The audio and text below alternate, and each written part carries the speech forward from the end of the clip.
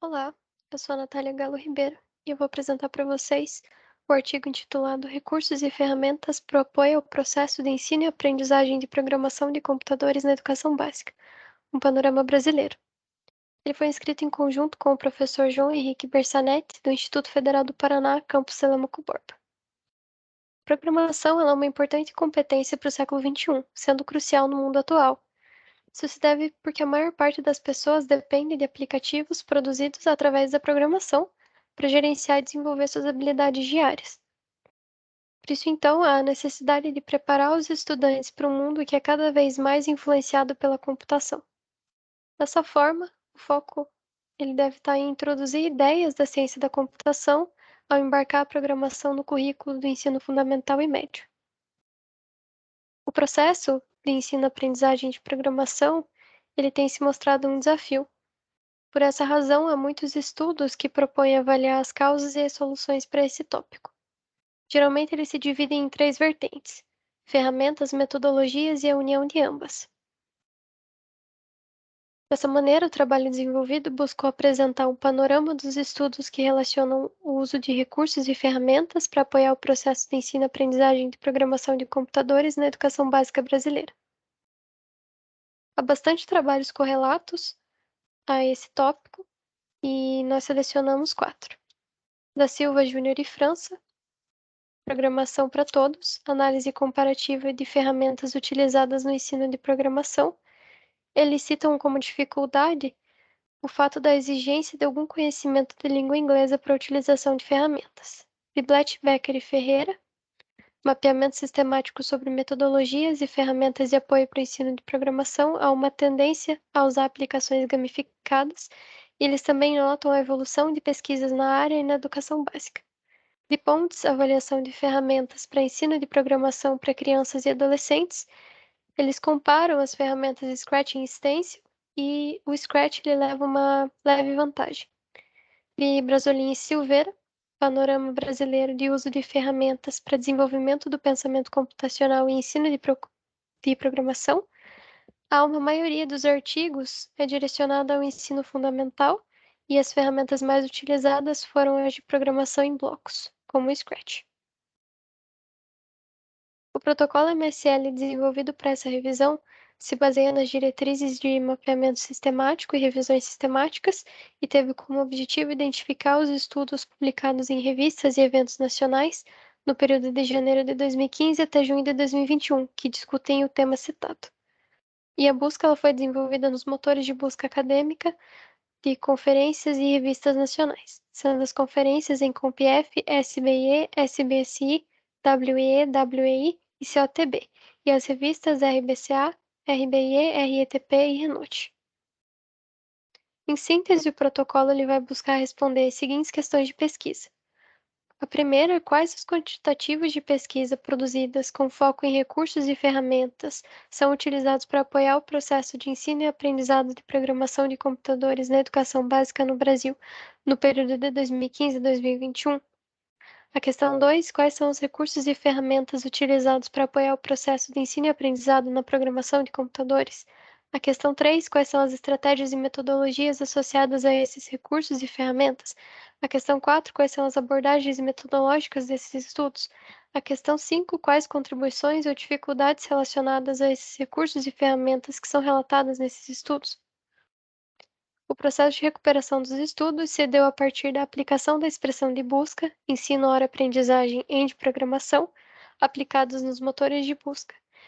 E entre eventos e conferências, temos 336 estudos e 109 estudos de revistas, totalizando 445 estudos.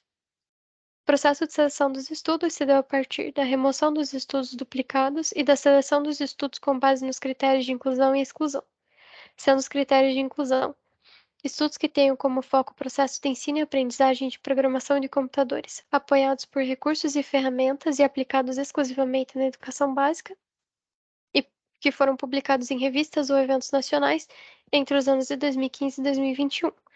E os critérios de exclusão: estudos que não abordam as questões de pesquisa, estudos resumidos ou secundários, estudos com acesso indisponível ou divulgação não autorizada, estudos escritos pelo mesmo grupo de autores ou pesquisa com os mesmos dados. Aí, nesse caso, apenas o mais recente foi mantido. Por fim, foi feita a extração e análise dos dados. Os estudos recuperados em seguida foram armazenados no gerenciador de referências Zotero, que possibilitou o desenvolvimento de uma planilha, de maneira que esses estudos eles foram identificados e classificados. A partir disso, iniciou então o processo de seleção. No primeiro momento, foi descartado um único estudo duplicado, totalizando assim 444 estudos, que foram submetidos numa análise de título, palavra-chave e resumo. O processo de seleção, com base nos critérios estipulados, resultou na seleção de 57 estudos, que compõem o corpus documental dessa pesquisa. Nos próximos slides vão ser apresentados e discutidos os resultados encontrados a partir da análise dos estudos. E tendo em vista a relevância das bases selecionadas, vai ser possível melhor compreender o panorama brasileiro atual, no que diz respeito às ferramentas e abordagens utilizadas no ensino de programação de computadores na educação básica.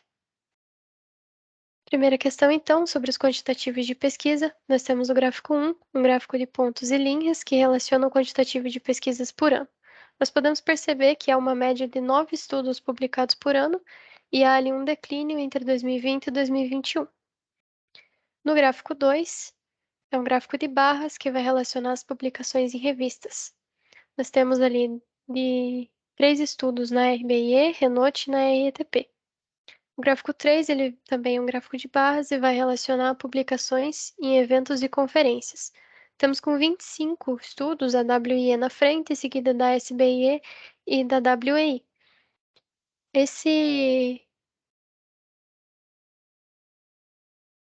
Essa grande predominância de publicações desses eventos se dá pelo fato de que os temas e trilhas deles possibilitam uma maior cobertura para publicações que são focadas na educação básica brasileira.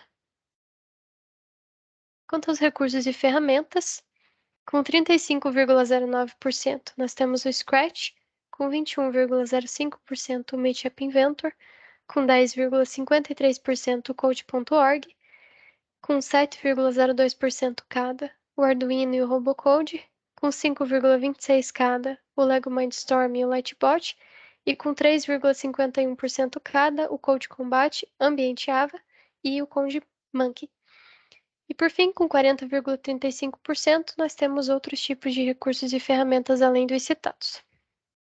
Nós podemos perceber uma grande predominância da aplicação do Scratch, porque ele é um software que possibilita o aprendizado através da ludicidade, sendo ideal para o estímulo da criatividade e do pensamento crítico do aluno. Nesse âmbito, nós também temos o Meet App Inventor e o Code.org, justificando por que eles estão em primeiro lugar no uso de recurso e ferramenta.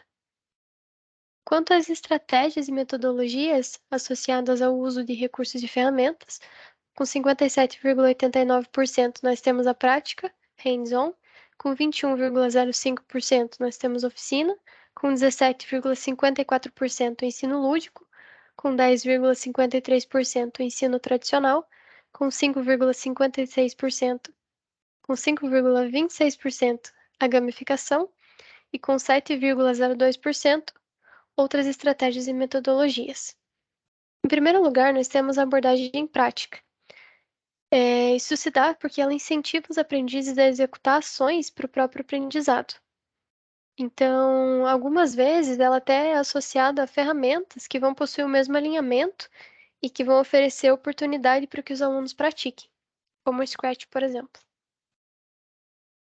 Com 40,35%, falando aí de abordagens metodológicas, nós temos relato de experiência, estudo de caso com 26,32% e desenvolvimento de ferramenta com 5,26%.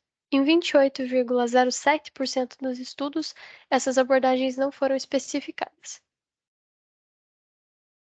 Ainda falando sobre as abordagens metodológicas, o gráfico 4, um gráfico de barras, que vai relacionar o nível de ensino dos estudos foram aplicados.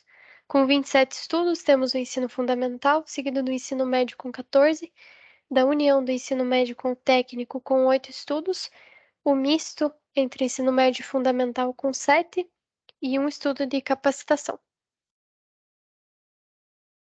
O gráfico 5, também é um gráfico de barras, vai relacionar a faixa etária dos participantes. Em 33 estudos, a faixa etária ela não foi especificada. Em 19 estudos, nós temos uma faixa etária de 10 a 15 anos, e com 11 estudos cada, uma faixa etária de 5 a 10 anos e de 15 a 20 anos. Por fim, as contribuições relatadas, com 28,07%. Há ali a fácil manipulação e acesso para iniciantes ou rápido feedback da ferramenta, em 28,07% também. Relatam que a ferramenta ela foi motivacional ao aprendizado e aumentou o interesse dos alunos. Em 26,32% tem-se que a ferramenta é interativa, didática, inclusiva e com histórico de modificações e disponível offline. Em 24,56% dos estudos, as contribuições não foram especificadas. Em 8,77% ao desenvolvimento do raciocínio lógico e outros conceitos. As dificuldades relatadas em 85,56% não foi especificado, em 8,77% a distração, idioma, imprecisão ou simplicidade da ferramenta, em 7,02% a dificuldade na absorção de conteúdos de programação. Então, por fim, com base na execução do protocolo, observou-se que no período de 2015 a 2021 teve uma média aí de 9 estudos publicados por ano, com foco em recursos e ferramentas para ensino e aprendizagem de programação de computadores na educação básica, sendo o evento com mais publicações o WIE e as revistas RBIE, RETP e Renote. Pontuou-se que as principais ferramentas aplicadas são o Scratch, Meetup Inventor e Code.org, e que essas ferramentas foram aplicadas em sua maioria através de uma estratégia de abordagem prática, hands-on ou em oficinas. A maior parte das abordagens metodológicas que foram aplicadas são relatos de experiência e estudos de caso, que foram aplicados no nível de ensino fundamental, com alunos entre 10 a 15 anos na rede pública de ensino. A aplicação dessas ferramentas tem apresentado as seguintes contribuições: a fácil manipulação e acesso para iniciantes, ou o rápido feedback. A ferramenta ela é motivacional ao aprendizado e proporciona o aumento do interesse dos alunos, é interativa, didática, inclusiva e com histórico de modificações, e é disponível offline, e também proporciona o desenvolvimento do ensino lógico e outros conceitos. Por outro lado, as dificuldades relatadas são relacionadas à distração, idioma, imprecisão ou simplicidade da ferramenta e dificuldade na absorção de conteúdos de programação. Para finalizar, cabe destacar que esse estudo ele possui uma série de limitações. Entre elas, destacamos as limitações relacionadas à inclusão e exclusão dos estudos, por conta da interpretação subjetiva relacionada às questões de pesquisa, tendo em vista os vieses interpretativos sobre os resultados e sobre o tempo que foi realizada a pesquisa, uma vez que ela foi aplicada num recorte temporal de 7 anos nos principais repositórios de dados acadêmicos. Agradeço a atenção de vocês e me coloco à disposição via e-mail. Seguem agora as referências utilizadas no trabalho.